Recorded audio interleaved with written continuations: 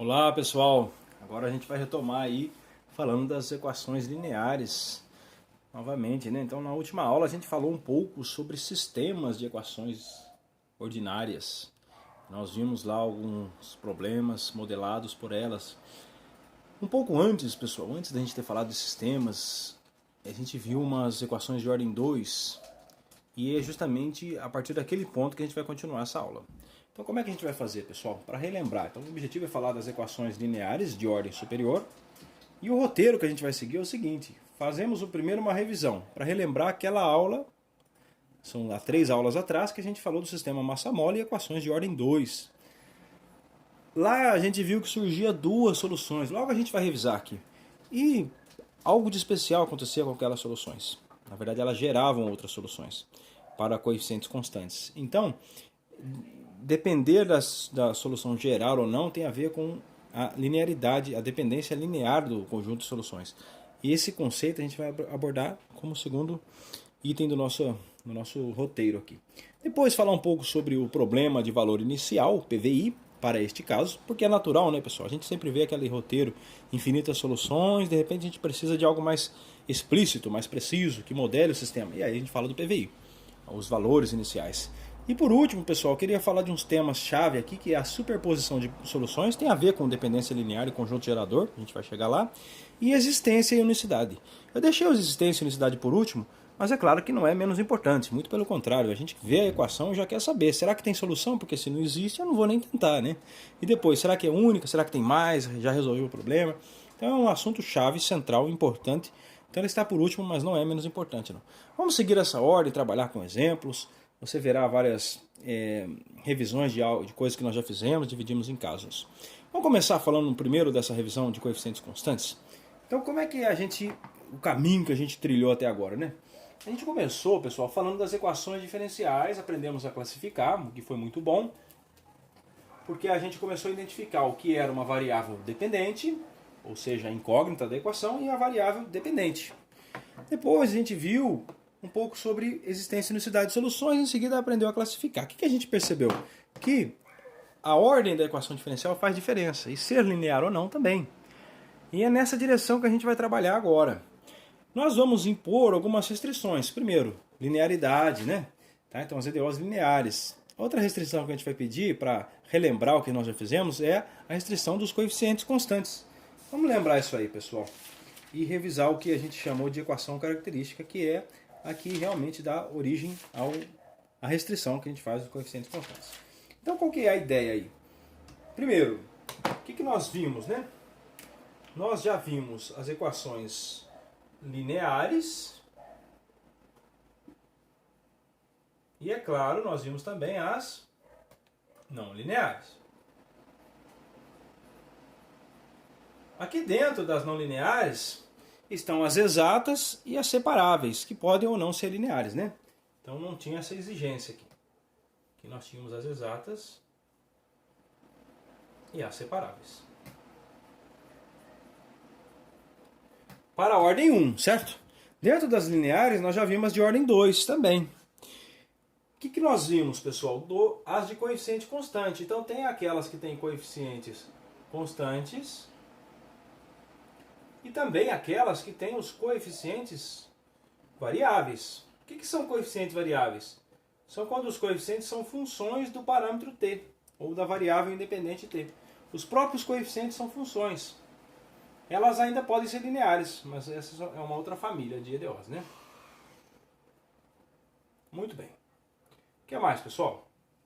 Dentro de coeficiente constante, nós temos a homogênea e a não homogênea.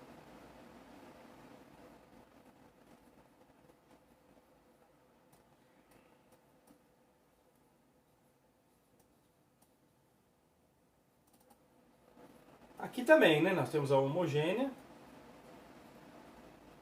e a não homogênea. E é claro que aqui também você pode falar as não lineares homogênea e não homogênea. O que significa isso aqui, pessoal? Olha as restrições que a gente precisou fazer para conseguir construir o nosso método. Primeiro pedimos lineares, porque as não lineares a gente viu de ordem 1. Mas de ordem 2 a gente começou aqui. Lineares com ordem 2. Você sabe me dizer um exemplo de uma equação diferencial ordinária linear de ordem 2?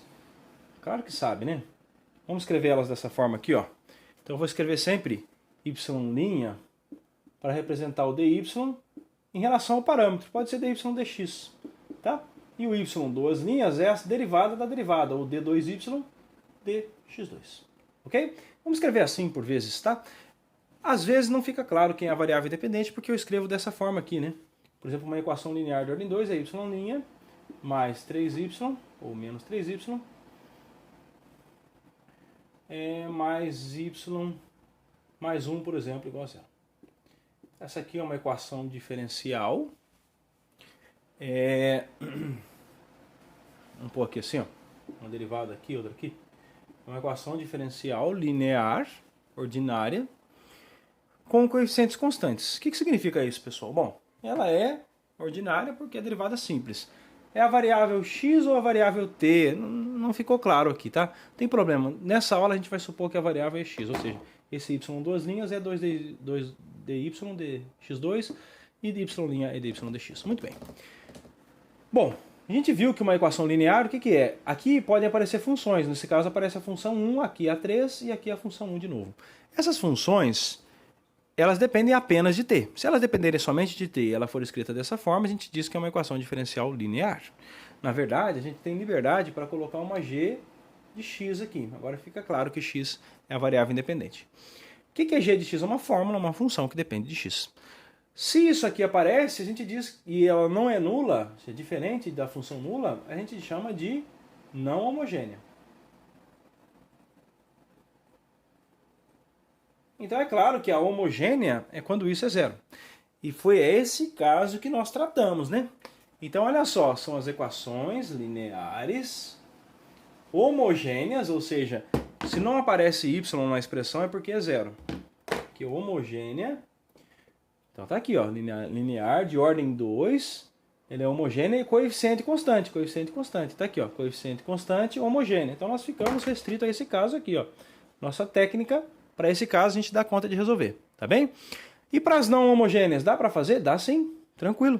Só usar uma técnica chamada, por exemplo, a técnica de variações do parâmetros, dá para fazer, tá? Talvez a gente não vai ter tempo de fazer, mas eu estou avisando que tá tranquilo, tá no livro texto. Para as coeficientes variáveis, o problema é mais sério. Aí já não é tão rápido de resolver assim. Novamente, a gente tem a homogênea e a não homogênea. A homogênea é sempre mais simples, em geral, do que a não homogênea. Porém, esse a gente não vai mexer. E as exatas separáveis a gente já viu. Não lineares, não vamos nem arriscar. Vamos ficar por aqui mesmo, porque vai complicando conforme você aumenta a ordem. Ainda mais se não é linear, tá bem? Então, pessoal, a gente vai focar aqui, ó. Lineares, coeficientes constantes, homogênea. Para não fazer muita restrição, daqui a pouquinho a gente vai deixar os coeficientes variar e ver as homogêneas de coeficientes variáveis para alguns teoremas que eu vou falar daqui a pouco, princípio da superposição e assim por diante. Vamos revisar o que nós já vimos. Então nós já vimos até aqui, esse trajeto aqui. E a gente viu exatamente equações desse tipo, de ordem 2, certo? Vamos dar uma olhada para esse tipo de equação aí. O que a gente viu, pessoal? Então, na nossa revisão agora, a gente quer fazer algumas restrições. Vamos chegar nessa equação aqui e ver a técnica que a gente desenvolveu para tentar achar soluções para ela. A técnica é a seguinte: nós vamos primeiro restringir para as equações de ordem 2 com coeficientes constantes e, como se não bastasse, pedir ainda que ela seja linear de ordem 2, coeficientes constantes e homogênea. Ou seja, toda equação desse tipo pode ser escrita da forma a y dois linhas mais b y mais c y igual a zero, ok? Duas derivadas, uma derivada, nenhuma derivada igual a zero. Onde a, b e c são constantes. Eu vou pedir que a seja diferente de zero, porque eu quero ordem 2, ok? Então, senão, se eu zerar essa segunda derivada, não vai ficar legal, né? Bom, muito bem. Então nós temos esse tipo de equação diferencial. É novidade isso aí? Não, não é novidade não. Nós já vimos umas 3 aulas atrás. Todo mundo está ciente disso, está ambientado com o tema. Mas, o que a gente quer fazer agora é revisar 3 casos. Como é que a gente propôs a solução disso aí? Só voltar na videoaula anterior, você vai ver lá a proposta que a gente tinha. nós vamos revisar toda a proposta? Não, não. A gente supôs uma solução, deixou um parâmetro livre, que eu chamei de y, lambda, e criou uma equação que a gente chamou, desculpa, o parâmetro eu chamei de m, e a gente criou uma equação que a gente chamou de equação característica, não é isso? Ou equação auxiliar, eu falei na época, né? Vamos voltar nessa equação? Então a gente, a partir de algumas hipóteses, chegou nisso aqui, ó. Na tentativa de resolver isso aqui, nós percebemos que existem infinitas soluções. E são divididas em 3 casos. Por quê? São infinitas soluções? Porque a gente ainda vai falar de problema de valor inicial. Enquanto a gente não fala disso, a gente sabe que são infinitas, tá bem? Quais eram os casos? Eram 3 casos. Mas primeiro a gente precisou criar a equação auxiliar. Como ela aparece? Aparece como um polinômio de grau 2. Da forma A, o mesmo A daqui, m ao quadrado, onde m é o valor que eu quero determinar, é a raiz do polinômio, mais bm mais c igual a 0. Qualquer semelhança não é coincidência, né? O A, o B e o C são as mesmas constantes fixadas, A é no nulo e M é uma variável que eu tenho interesse em determinar. Bom, isso aqui, do ponto de vista algébrico, é um polinômio ou uma equação polinomial de grau 2. Lá da TIA, no ensino médio, ou no terceiro ano do ensino médio, a gente aprende que isso aí tem sempre soluções. Primeiro, lá no início do ensino médio, a gente vê que esse tipo de equação tem uma ou duas raízes reais ou nenhuma raiz real. Depois, quando a gente aprende números complexos, a gente vê também que ela sempre tem duas soluções. Ou reais, com multiplicidade repetida, no caso uma única solução, ou duas soluções reais distintas, ou duas soluções complexas, uma conjugada da outra. Então, um dos 3 casos acontece. E é em cima desses 3 casos, que é uma consequência de que nós chamamos de teorema fundamental da álgebra, é em cima desses 3 casos que a gente constrói os casos de soluções daquela equação diferencial. Quando ela é dessa forma aí, né? Coeficientes constantes, homogêneo. Quais são? Aquele aqui, ó. Caso 1. Qual que é o caso 1? É o caso que a gente vê no primeiro ano do ensino médio. Quando a gente tem duas raízes reais distintas. Nesse caso, nós temos duas raízes da forma raízes distintas. Vamos dar um nome para ela, já que aqui chama aí de M, eu vou chamar de M1 e M2. M1 diferente de M2, né? Ok? Bom, quando a gente dá essa sorte aqui, de ter duas raízes, é um caso mais simples possível. Por quê? Porque a gente fica em casa praticamente. Sabe como a gente produz as soluções? A gente pega esse 1 em 1 aqui e toma uma exponencial com M1 na variável da equação. Vamos chamar de x, né? Então fica a exponencial elevado a M1 vezes a variável da função, que é x. Outra solução seria elevado a M2 de x. Na época eu deixei até um exercício de participação, há 2 aulas atrás, 3 aulas atrás, onde eu falei, olha pessoal, verifica que isso aqui, se M1 é raiz dessa equação polinomial, então isso aqui é solução. M2 também. Logo, se M1 é diferente de M2, eu tenho duas soluções distintas. Na verdade, ela tem uma propriedade maior do que ser distinta, tá? Nós vamos ver quando a gente falar de dependência linear. Mas isso são duas soluções particulares. Eu não falei que tinha infinitas? Tá bom, então vou começar por aqui, ó. Desde o início do curso a gente começou com exponencial, né? E olha o que eu pensei. Bom, se a gente multiplicar essa solução por uma constante e variar essa constante a ESO aí, o quanto você quiser, você produz infinitas soluções. Toma o número 1, 2, 3, menos 1, menos 5, qualquer número que você quiser, 1 milhão, 1 bilhão, você produz uma nova solução. O mesmo acontece com essa daqui. A novidade que nós vimos é que se a gente somar essas duas soluções, a gente também produz uma solução. Só que isso não é à toa, tá pessoal? A afirmação é a seguinte, toda a solução y de x é dessa fórmula aqui. Acredita nisso? Toda solução é escrita como combinação linear dessas duas soluções. Isso é legal, a gente vai ver depois a dependência linear e vai abordar isso melhor. Bom, esse é o caso 1, onde C1 e C2 sempre serão constantes que vão criar infinitas soluções. Para cada par de constantes você tem duas soluções. O legal é que toda solução, ou a família de soluções, ou ainda a solução geral dessa IDO, quando tem duas raízes reais distintas, é descrita dessa forma aqui. Tá, mas e se não tiver duas raízes reais distintas? a gente não vai parar de lutar, né? A gente tenta outro jeito, ok? Esse é o caso 2. Quando você só tem uma raiz real, ela tem multiplicidade 2. Caso 2. Quer ver exemplo disso? Volte a 3 aulas atrás e olha lá que você vai ver vários exemplos disso aí, tá bem? Caso 2. Raízes reais repetidas, tá? Raízes repetidas. Resolvi a fórmula auxiliar. Encontrei uma única raiz. Deu problema, porque se eu ponho M1 igual a M2, eu não consigo fazer isso aí, né? Ou seja, se M1 é igual a M2, aí eu só consegui produzir uma solução. Ela não é muito especial. Ou seja, você poderia chegar e falar, bom, para M1 igual a M2, eu vou escrever E elevado a M1x. Ok? Bom, você poderia falar, será que é solução? Eu já te afirmo que é. Se M1 é raiz, tudo bem. Só que aí a gente fez um truque. Gerou infinitas soluções multiplicando por um C1. Mas algum espertinho percebeu que não é o suficiente isso. Se você pegar uma outra solução da forma x e elevado a m1x, você também obtém solução. E aí que está a questão. Nós não geramos todas elas, e é nesse aspecto de gerar todas elas que nós vamos ter que colocar uma outra constante aqui. Todas as equações, todas as soluções onde C2 é uma constante, também, dessa forma, também são soluções. Já ficou de exercício verificar isso, né? Isso também. A soma também é. O legal, pessoal, é que depois dessa conversa toda, eu já vou afirmar para vocês, e agora é uma questão de fé até eu provar isso, que isso também gera todas as soluções para M1 e M2 repetidas. Ou seja, se você chegou numa equação EDO, cuja equação auxiliar tem raízes repetidas, qualquer solução pode ser escrita dessa forma aqui.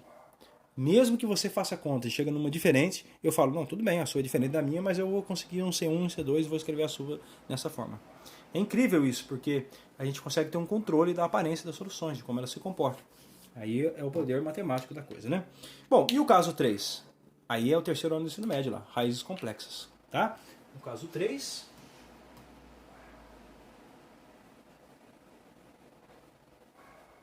raízes complexas conjugadas.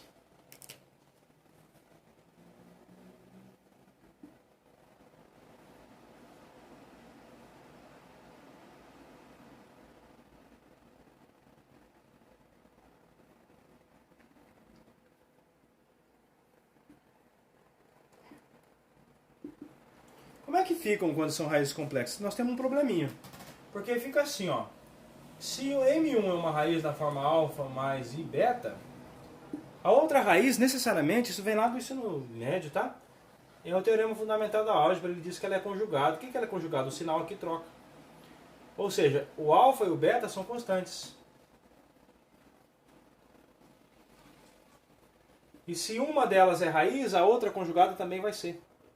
Só que aí eu vou ter, se eu tentar fazer a mesma técnica e substituir M1 aqui, vai ficar um número complexo. Aí a gente viu lá que tem uma maneira de contornar isso aí, que é usar as funções seno e cosseno. E aí como é que a gente conseguiu a solução geral nesse caso? Não é nem essa, é essa aqui, ó.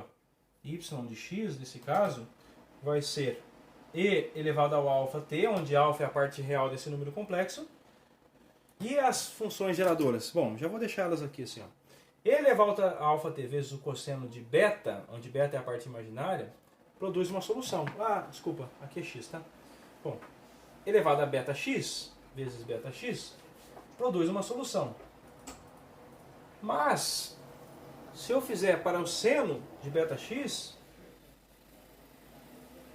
nós também produzimos uma solução. Só que não são todas, pessoal.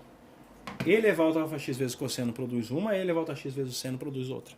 Quer produzir infinitas? Quero. Então, bote uma constante aqui e deixe ela variar à vontade. Você tem infinitas só para essa. Bote outra constante aqui e deixe variar à vontade. Você tem infinitas só para essas. Mas eu não quero só produzir infinitas soluções. Isso eu sei fazer. O que eu quero é gerar todas elas. É garantir que se você, por mais esforçado que seja, produzir uma equação, eu garanto para você que a solução dessa equação tua pode ser escrita nessa forma aqui. Como? Logo a gente fala disso, tá? Mas eu estou garantindo que isso aqui é a solução geral desse tipo de EDO. Muito bem, então esses eram os três casos que nós tínhamos visto. Onde C1 e C2, né, ambos os casos são constantes, né? Bom, o que a gente notou, pessoal? Quando a gente começou o curso, a gente percebeu que, dado uma solução, se você simplesmente multiplica por uma constante, você produz outras soluções. Isso para a ordem 1, certo? Então, se você voltar lá e olhar todas as outras EDOs de ordem 1, a gente deixava a solução geral da forma C vezes uma função, tipo exponencial de αt, é uma solução, e assim por diante. Era só multiplicar por constante e você gerava todas elas, pelo menos para aquelas lineares de ordem 1, né? Agora não. Agora a gente tem duas constantes, C1 e C2. Algo mudou. A ordem 2 a gente precisa de mais parâmetros para gerar todas as soluções, né? Bom, na verdade o que está aparecendo aqui, eu já comentei por cima, é uma combinação linear de soluções. E é algo que a gente quer falar daqui a pouco. Ou seja, não basta eu gerar infinitas. Eu preciso gerar duas soluções, tal que todas as outras são combinações lineares dela. A gente vai falar daqui a pouco sobre isso, tá? É o teorema da superposição. Bom, vamos lá. O que tem a ver isso aí, pessoal? Tá bom, eu sei que eu gero todas as soluções, mas como eu faço isso na prática? Isso eu quero saber. Vamos ver um exemplo? Vamos relembrar isso aí. Um exemplo. Ó. O que a gente viu na aula anterior? Aquela EDO que eu acabei de colocar aqui como exemplo. Da forma y duas linhas menos 3y, linha, mais 2y igual a zero. Tá? Uma EDO está no contexto que a gente comentou, né? Uma EDO linear, coeficientes constantes, homogênea, de ordem 2. E a solução geral? Eu já sei fazer, porque essa aqui é o caso 1. Tenta escrever a solução geral dela, vai aparecer o polinômio m ao quadrado menos 3m mais 2 igual a zero. As soluções dele são m1 da forma 1 e m2 vai ser 2. 2 ao quadrado, 4 menos 6, 2 mais 2, menos 2 mais 2, 0. Perfeito. E a outra é 1. Muito bem, então tem duas soluções. Então esse é o caso de caso 1, duas raízes reais distintas. O que a gente percebeu? Que a solução geral desse caso é da forma y de x igual a... Bom, eu poderia colocar e elevado a m1, que é 1 vezes x, mais e elevado ao m2, que é 2x. Ficou bom assim? Não, isso não é a solução geral, isso é uma solução particular. Funciona. Verifica que isso funciona. Mas eu quero mais, então eu multiplico por constante. Isso aqui é tomar uma combinação linear de duas soluções. Vamos falar dela daqui a pouco. Então, a solução geral é dessa forma, onde C1 e C2 são constantes. Ok?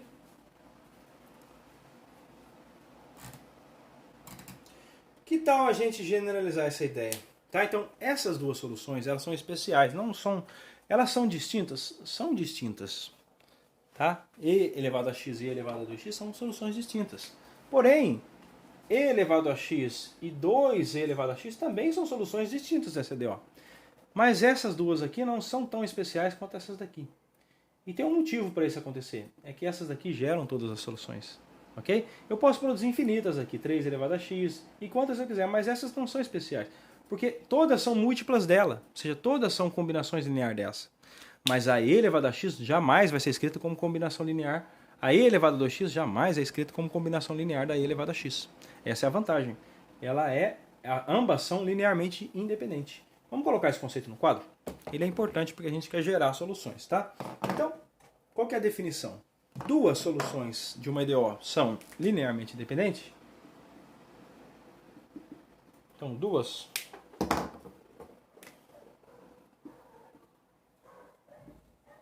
soluções de uma EDO de ordem 2, ou enfim, de qualquer ordem. Duas soluções são linearmente independentes?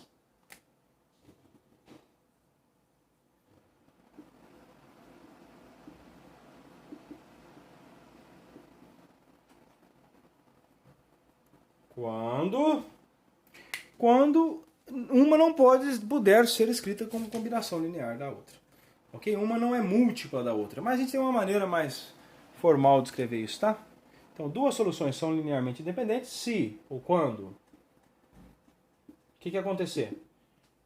Aconteceu o seguinte. Se você criar essa equação aqui, ó,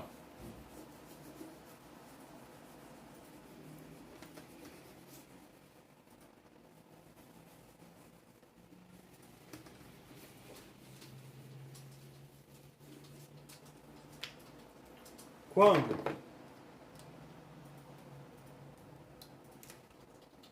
para todos C1 e C2 constantes, se e C1, a primeira solução, y1 de t mais C2, y2 de t, para todos C1 e y2, se isso aqui acontecer, se você montar uma equação desse tipo aqui, ó, com as duas funções que você quer checar se elas são linearmente independentes, se isso acontecer, então, só tem uma maneira disso acontecer. O C1 ser igual a C2 e ser tudo igual a zero. Ou seja, elas são linearmente independentes se você, ao montar essa equação, verificar que é impossível resolver essa equação, exceto quando C1 e C2 é igual a zero. Quer ver um exemplo? Esse aqui. Essas duas aqui são linearmente independentes. Ó. Exemplo. Essas não são. Ó. E elevado a x e 2e elevado a x não são. Por quê? E elevado a x mais 2e elevado a x tem solução. Basta tomar C2 igual a 1 e C1 igual a menos 2. Então vai ficar isso aqui igual a zero. E nenhum dos dois é zero. Então, ela tem uma solução não trivial, que é essa daqui. Então, elas são linearmente dependentes. Mas essas daqui são linearmente independentes. Ó. E elevado a x e a e elevado a 2x, e elevado a 2x, são, vou escrever simplesmente LI para linearmente independente. Isso tem toda uma explicação mais da álgebra linear, tá? Geração de funções, conjunto, base do espaço das funções. A gente não vai poder trabalhar com tudo isso nesse curso. E a gente teria também uma oportunidade de calcular se elas são linearmente independentes ou não, usando o que a gente chama de Wronskiano, que envolve as derivadas da função. Não vai dar tempo de a gente mexer com tudo isso, mas eu gostaria apenas de dizer para vocês que quando eu falo que ela é linearmente independente, é porque elas são especiais no sentido de que elas geram todas as outras soluções. Então não basta ser infinitas, mas elas têm que gerar todas elas. Por que eu não falei disso antes, pessoal? Porque em ordem 1, isso não era um problema, mas agora começa a ser um assunto mais relevante, tá? Bom, vamos passar adiante com isso.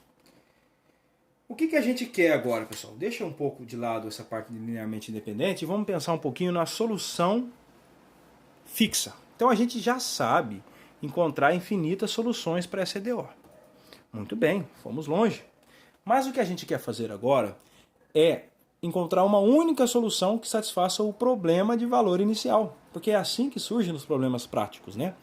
Na verdade, a gente já teve um contato com isso. Quando a gente falou de equação de ordem 2, a gente falou da equação horária dos espaços. E aquela equação horária dos espaços era um problema de valor inicial, onde a velocidade inicial e a posição inicial eram dados iniciais do movimento da partícula. Vamos voltar num exemplo de problema de valor inicial, então. Vamos passar para esse terceiro tópico do nosso roteiro aí da videoaula. Bom, o que tem a ver? Tem a ver o seguinte. A gente quer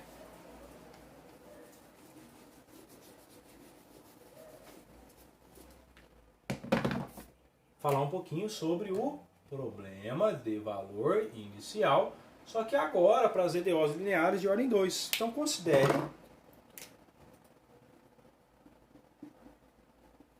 a EDO. Qual a EDO, pessoal? Essa aqui, ó. A y 2 linhas mais b y' mais c y igual a zero. É uma EDO linear homogênea com coeficientes a, b e c constantes, ok? Tudo bem. Vamos fixar uma condição inicial, igual a gente fez no começo do curso, quando a gente falou de PVI. Vamos fixar essa condição inicial aqui, ó. Y no ponto x0 igual a uma constante. Vamos chamar de y0.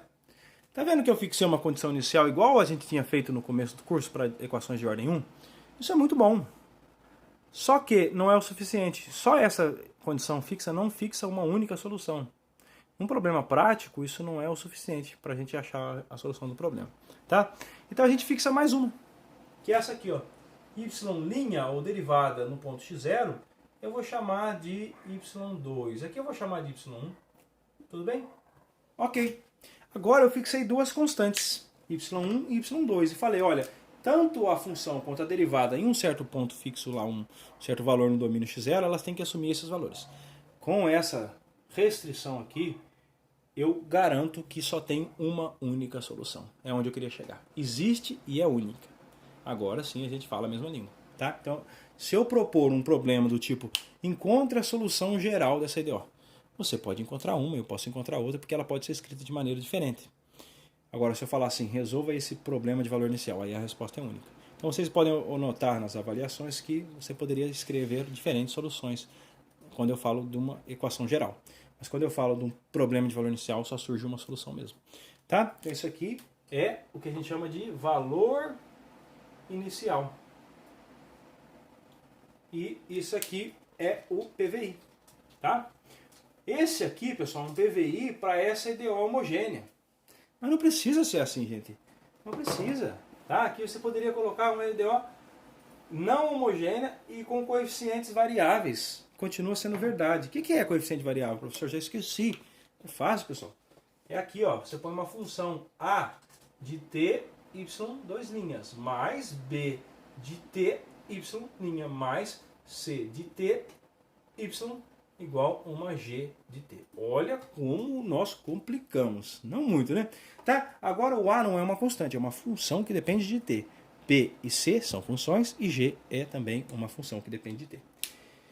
Bom, pessoal, esse aí é um PVI para uma equação diferencial linear ordinária de ordem 2 não homogênea.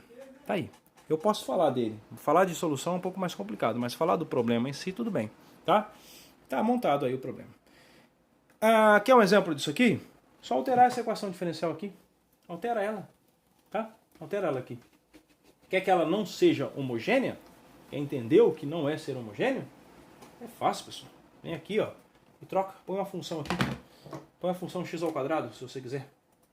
Quer que ela não seja coeficiente constante? Então põe aqui um x. Pronto. Põe um 2x aqui, ou um x ao cubo aqui. Pronto. Agora você tem uma EDO linear ainda. Não, coeficientes não são constantes, não homogênea. É um caso mais geral desse tipo aqui.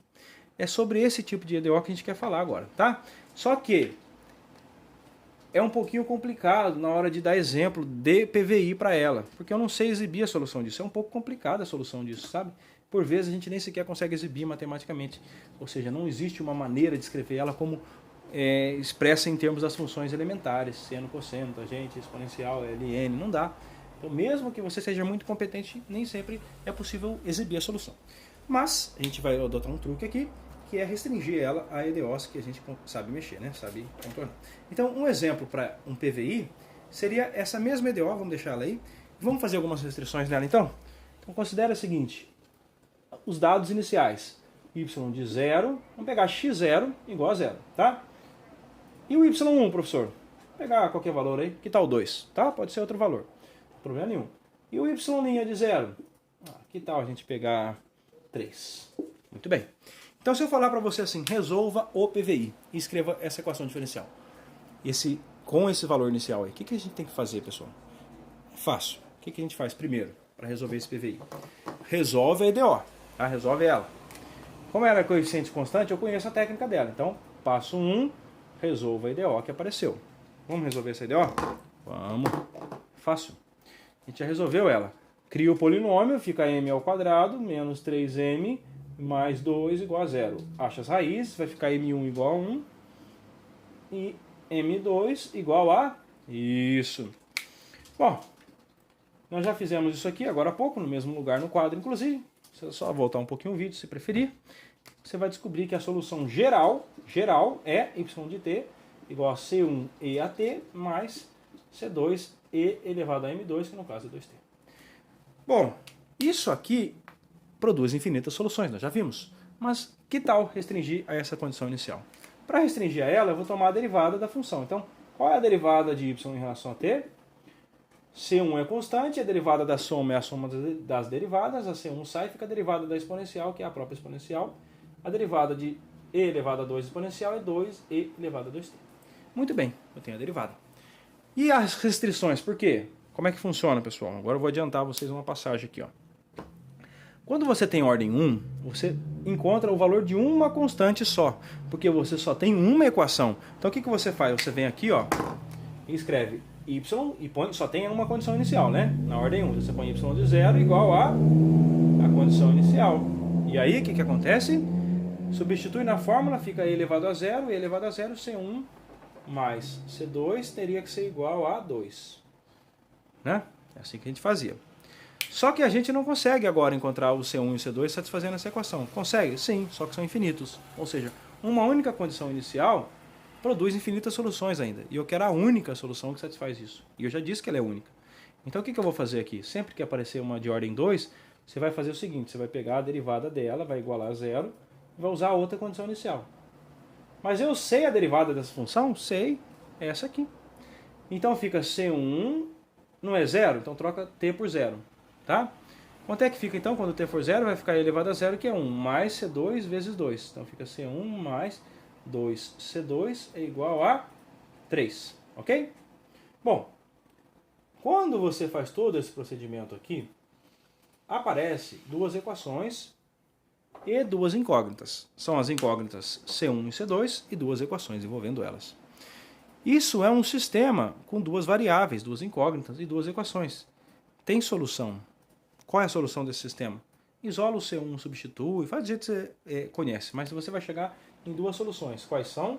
C1 igual a 1 e C2 igual a 1 também. Essas são as soluções desse sistema. Tá? Só resolver ele. Logo, a gente partiu de um PVI e obteve duas soluções. Para este caso, qual que é a solução do PVI?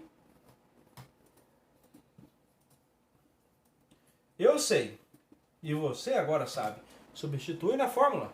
Fica y de t. E aí? Legal, né? Fácil também. Muito fácil. Então, resolveu o PVI. Caiu no caso 1, caso 2, caso 3, não tem problema. Vai aparecer constante C1 e C2. Monta o sisteminha, acha o C1 e C2, substitui de novo e você tem a solução única do seu problema de valor inicial para coeficientes constantes de ordem 2. Legal. Fácil assim. Tem um monte de exercício na lista para isso aí. Logo a gente vai resolver até alguns na lista avaliativa sobre esse assunto. Bom, pessoal, vamos voltar um pouquinho à teoria então, já que a gente falou de PVI, entendeu como ele funciona. Vamos voltar um pouco lá para pensar sobre a existência ou não de solução. Já pensou a gente fazer essas contas todas e descobrir que não tem solução, que a gente está nadando na areia? Então, por isso, pessoal, para a gente evitar esse problema, a gente vai enunciar alguns teoremas de existência de solução, para nos dar um sentido no que a gente vai fazer em seguida, tá? Antes, eu só queria fazer um comentário, porque todo tempo eu estou restringindo a ordem 2. Vocês já notaram isso. Eu poderia muito bem considerar uma equação diferencial ordinária de ordem 3. Nós já vimos, linear de ordem 3, 4, 5, infinitas ordens, né? E aí, pessoal? Como é que eu monto um problema de valor inicial para ordem maior? Mesma coisa, tá? Se tem ordem 3, vai aparecer y0, y' de x0 e y2' de x0. Aparece 3 equações. Se tem ordem 4, são 4 condições iniciais. Ordem 5, 5 condições iniciais e assim por diante. O que acontece? O sistema que vai surgir vai ser mais complicado. Você vai ter uma combinação linear de soluções, no caso homogêneo, você vai montar um sistema, vai ter que resolver ele, só que tem muito mais variáveis. Tem C1, C2, C3, C4, se tiver 4 equações e for ordem 4. Se tiver 3 equações, são 3 constantes, tá? Então, isso aumenta um pouco o grau de dificuldade, mas a técnica é a mesma. Você monta aquele polinômio, acha as raízes do polinômio, aí fica mais complicado achar a raiz de polinômio, e escreve a solução como combinação linear. Vocês verão outros exemplos de ordem 3 no livro texto. Nós não vamos focar muito nele, por questões de tempo mesmo. Bom, chega de falar da generalização para a dimensão maior, vamos então ver um pouquinho sobre como a gente escreve uma solução geral. Isso tem um nome, a gente chama de princípio da superposição. Já vou te explicar. Novamente, pessoal, eu vou me ater ao caso de ordem 2, porque fica fácil a gente enunciar nesse quadro. Mas, de ordem geral, está no livro textos, caso você um dia vá trabalhar com uma equação diferencial de ordem maior, basta verificar, checar as referências bibliográficas e ver que é inteiramente análogo. Então, entendendo isso aqui, é mais de meio caminho andado para entender os outros casos. Então, vamos enunciar esse teorema para um caso particular? Um teorema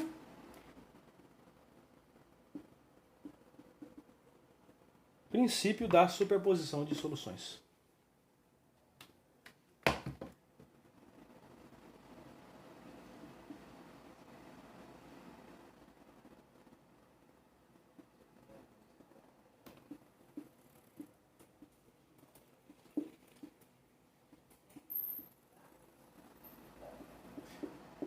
É um teorema, tá, pessoal? É algo importante, por isso eu dou o nome de teorema. E requer uma demonstração matemática não muito simples. Então é um pouquinho trabalhoso para provar isso. A gente vai só enunciar ele, tá? Então qual que é a afirmação que eu quero fazer? O teorema gira em torno de uma afirmação. E a afirmação é a seguinte: para uma EDO de ordem 2, a coeficientes constante ou não, homogênea, acontece o seguinte, ó. Considere para uma EDO de ordem 2. Vamos pegar coeficientes quaisquer, igual está aqui? Ou seja, A de t y2' mais B de t y' mais C... Bom, um pouquinho apertado aqui, né? Vou escrever para cá. A de t y2' mais B de t y mais C de t y igual a 0. Ok? Esse princípio de superposição, nós vamos restringir ele ao caso homogêneo. Ok? Bom, a afirmação é a seguinte, pessoal. Se nós temos uma solução para o caso homogêneo, então toda a combinação linear de soluções também é solução. Ok? Essa é a afirmação do teorema. Ou seja, para uma EDO dessa forma, se você tem duas soluções, y1 e y2, se y1 e y2 são soluções, o que significa? São funções que dependem do parâmetro, que nesse caso eu chamei de t, ou x que seja, né? Então, se y1 de t e y2 de t são soluções, então toda a combinação de soluções também é solução. E A, B e C são funções contínuas,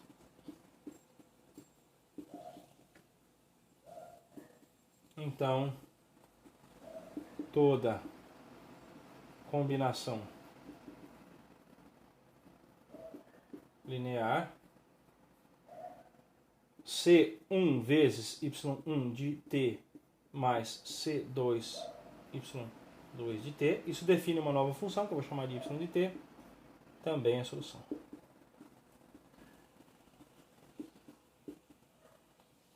Preste atenção no que eu falei. Tudo que eu falei até agora, nesse teorema, é uma tentativa de justificar o fato de que a gente estava obtendo soluções, estava somando elas e obtendo novas soluções. Falei isso umas 3 vezes no começo da aula, né? Ou seja, dado uma EDO, independente se o coeficiente é constante ou não, se eu pedir que as funções aqui, ó, A, B e C, foram funções contínuas, isso não é pedir muito, talvez. Tá? Pedir que são funções contínuas é algo natural. Todos os exercícios nossos vai aparecer funções contínuas. Então, combinação linear é o quê? Eu multiplico uma solução por uma constante, tipo quando a gente fez com a exponencial, a gente pegou e elevado a x, multiplicou por um c, né? E pegamos e elevado a 2x e multiplicamos por um c2. Isso foi um exemplo anterior. E o que eu falei para vocês? Ainda continua a solução. Na verdade, isso é até um exercício de participação de umas aulas anteriores, né? Muito bem. O que acontece, pessoal? Isso vale em geral. Ou seja, pega duas soluções, faz uma combinação linear e continua valendo, tá? Isso é um teorema, a gente vai aceitar. E a prova a gente vai ter que... Só aparece em livros textos mais avançados, ok? Bom, esse é o que chama de princípio da superposição. A gente sobrepõe ela, né? Isso vale em geral, pessoal, tá? Ou seja, vale para qualquer função e para qualquer equação diferencial de ordem maior. Não precisa ser de ordem 2, tá? Poderia ser de ordem 3, 4, 5. Então, a afirmação que eu queria dizer é que você poderia generalizar esse teorema para ordem maior, tá? Então, você poderia justificar isso usando o livro texto. Lá vai aparecer um EDO de ordem n, ele vai falar de n soluções que são combinação linear. Bom, ainda fica aquela pergunta. E o PVI, tem solução? E esse PVI aqui? Será que tem solução? Tá? Então esse é um outro teorema que eu quero falar agora, que é a respeito do PVI. Tá, então, para o PVI que está aqui, também existe solução. É um teorema. Não vou provar não, tá? Então, teorema.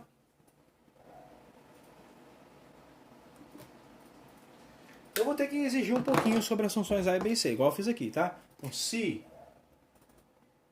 A, B e C são funções contínuas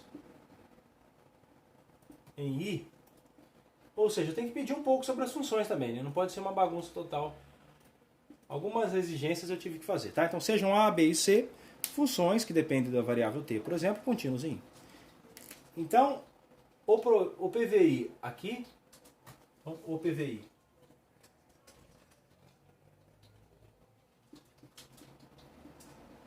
qual? Esse PVI não precisa ser homogêneo, tá? De ordem 2, com coeficientes variáveis, tem única solução. O PVI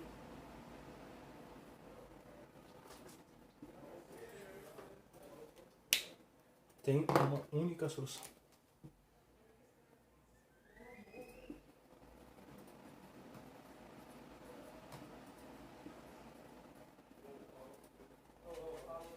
Em I, supondo que x0 pertence. Ok, pessoal? Então, algumas restrições. Suponha que essas funções sejam funções contínuas em algum intervalo e que x0, a condição inicial, esteja nesse intervalo. Então, nessas hipóteses, esse problema de valor inicial tem uma única solução. Presta atenção, eu estou dizendo duas afirmações. Primeiro, que existe solução, tá? Não sei se você vai ser capaz de exibir, mas ela existe. E ela é única. Então, independente de qual você encontre, eu sei que vão ser as mesmas. No intervalo I. Supondo, claro, que x0 pertence ao intervalo I. Ok, pessoal? Então essa é a ideia que a gente tem por detrás aqui.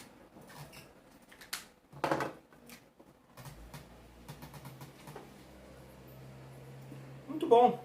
Porque agora a gente não vai ter a solução, não vai ter a impressão de que a gente tem que procurar algo em vão. A gente sabe que isso é um PVI, e as funções são contínuas, então tem solução. Ok? E eu sei também que não vai ter briga, né? Não vai ter disputa, porque eu sei que as soluções vão coincidir. Observação, assim como esse teorema pode ser escrito para uma IDO linear de ordem maior, essa também. Tá? Dado um PVI de ordem maior, com N equações aqui, N condições iniciais, para uma IDO de ordem N, existe uma única solução para esse PVI.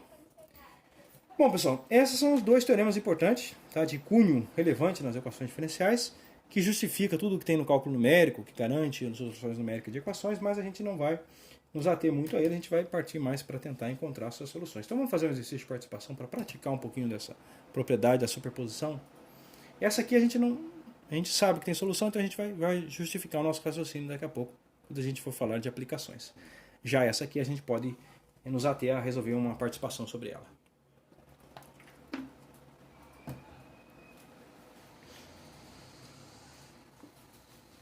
Bom, o exercício de participação, vamos procurar duas soluções da DO e vamos tentar escrever ela como combinações dessas daqui. Será que a gente consegue? Vamos fazer isso, a gente pratica um pouco o exercício. Tá, lembrando que já temos todas as ferramentas suficientes para resolver os exercícios da lista referente à seção 5 ou seção 4 do livro-texto, tá? Então toda a seção 4 do livro-texto é suficiente conhecer o que a gente fez para o PVI aqui. Já tem ferramentas para trabalhar com ela. Eu coloquei a seção 4 enunciada numa lista de exercício, em PDF. Só pegar lá e resolver, tá? Nós temos ferramentas já. Agora, na próxima aula, a gente resolve a seção 5. Bom, então vamos lá. Exercício de participação para a gente encerrar essa etapa aqui.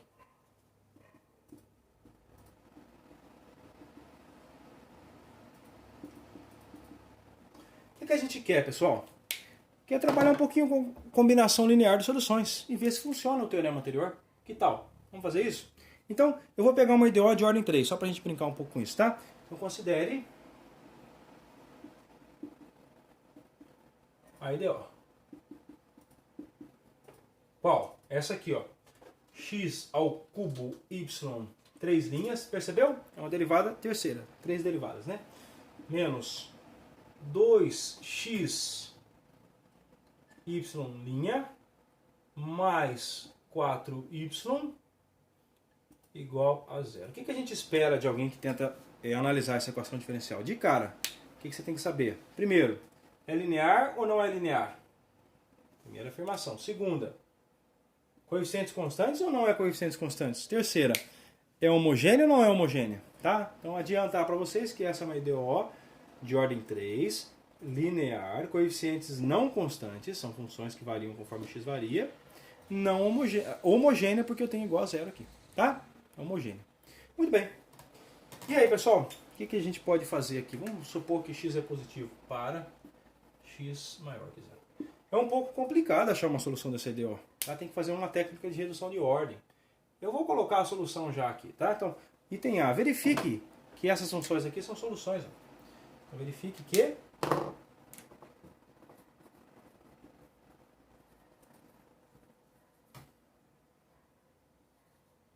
y1 igual a x ao quadrado e y2 igual a x ao quadrado vezes o ln de x são soluções.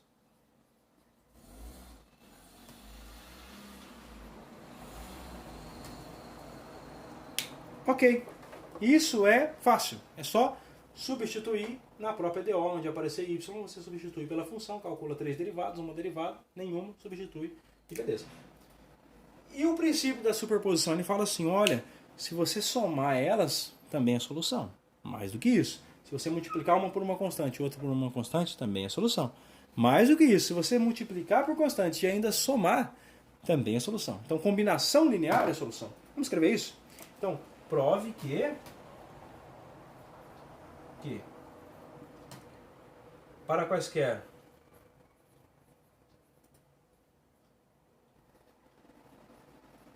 C1 e C2 constantes reais, a combinação linear